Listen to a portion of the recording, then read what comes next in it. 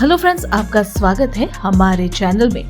क्या आपने कभी सोचा है कि एक ऐसी एजेंसी जो खुद कभी स्पॉटलाइट में नहीं आती, लेकिन हर बार बड़े टेरर अटैक के पीछे उसका नाम जरूर होता है। बिना यूनिफॉर्म के, बिना ऑफिशियल स्टैम्प के, लेकिन पूरी दुनिया जिसे जानती है, ISI, पाकिस्तान के इंटर सर्विस इंटेलिजेंस। पहलगाम का नया हमला हो या मुंबई का अटैक, हर बार एक ही नाम रिपीट होता है। पर ISI सिर्फ एक स्पाई एजेंसी है या कुछ और? आज जानेंगे कि ये एजेंसी कैसे काम करती है, क्यों इस पर इतने सारे इल्जाम लगते हैं और इसका टेरर नेटवर्क से क्या कनेक्शन है। तो वीडियो को एंड तक जरूर देखें।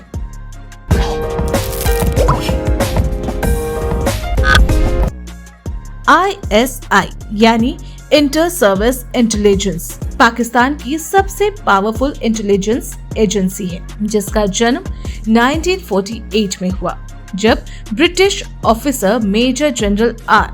कैथरोन ने इसे बनाया था, ताकि पाकिस्तान के आर्मी, नेवी और एयर फोर्स के इंटेलिजेंस को जोड़ा जा सके।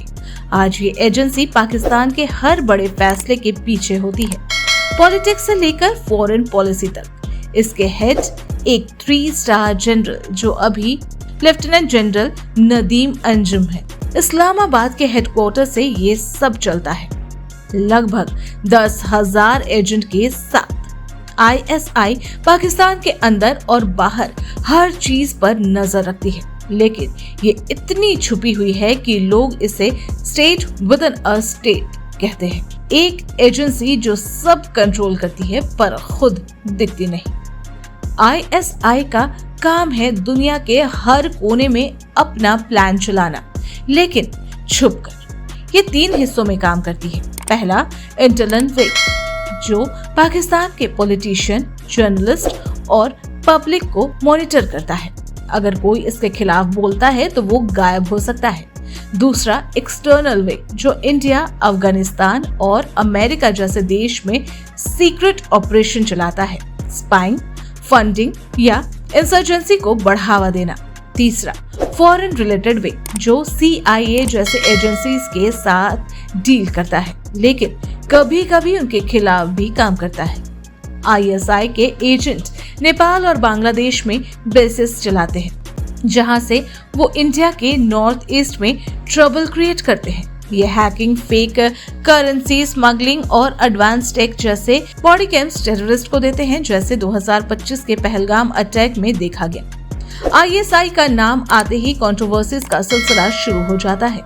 ये एजेंसी पाकिस्तान के पॉलिटिक्स में इतना हाथ डालती है कि लोग इसे डीप स्टेट का दर्जा देते हैं। 1965, 1977 और 1990 के इलेक्शंस में ISI ने राइट विंग पार्टीज को पैसे दिए, कैंडिडेट्स को चुना और वोट को मैनिपुलेट किया। 2024 में पुराने ISI chief lieutenant general Faiz Hamid को कोर्ट मैरिटल किया गया, क्योंकि उन्होंने इमरान खान के साथ मिलकर गवर्नमेंट के खिलाफ साजिश की। ISI पर जर्नलिस्ट और एक्टिविस्ट को उठाने के इल्जाम हैं। लोग रात के अंधेरे में गायब हो जाते हैं या टॉर्चर के शिकार होते हैं। पाकिस्तान के स्टॉक मार्केट पर भी इसका असर दिखता है।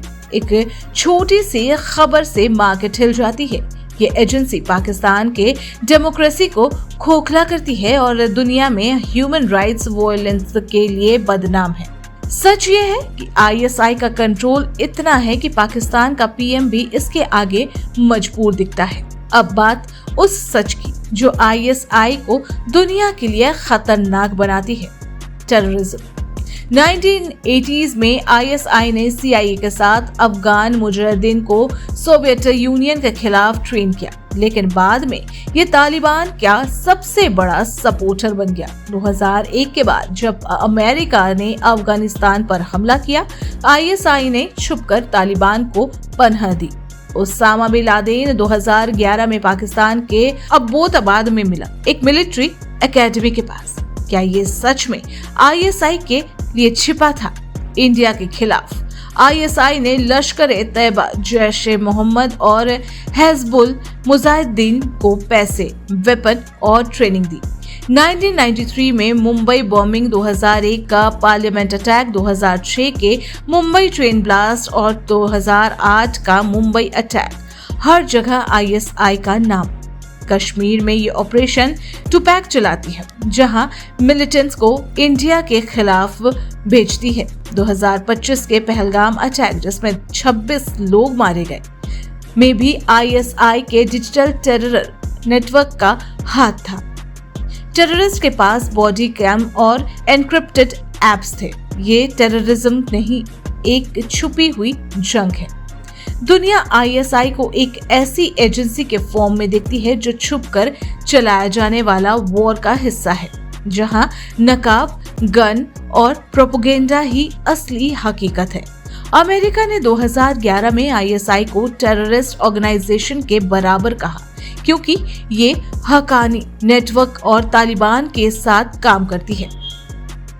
इंडिया हर टेरर अटैक के बेस आईएसआई पर उंगली उठाती है और अफगानिस्तान के पुराने प्रेसिडेंट हामिद करजाई ने आईएसआई को टेरर कैंप चलाने का इल्जाम लगाया। एफएटीएफ ने पाकिस्तान को टेररिज्म फंडिंग के वजह से ग्रे लिस्ट में रखा और इसमें आईएसआई का बड़ा हाथ है। यूके ने 2005 लंदन बॉम्बिंग में आईएसआई का नाम लिया और इजराइल और रशिया भी इसे शक की निगाहों से देखते हैं। पाकिस्तान कहता है ये सब झूठ है और आईएसआई सिर्फ देश के सिक्योरिटी के लिए काम करती है। लेकिन जब दुनिया के हर कोने से इल्जाम लगती है तो सच कौन सा है?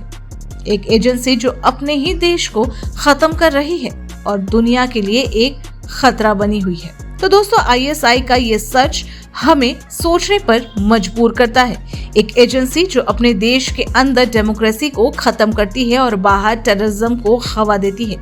लेकिन अब वक्त है सच को समझने का।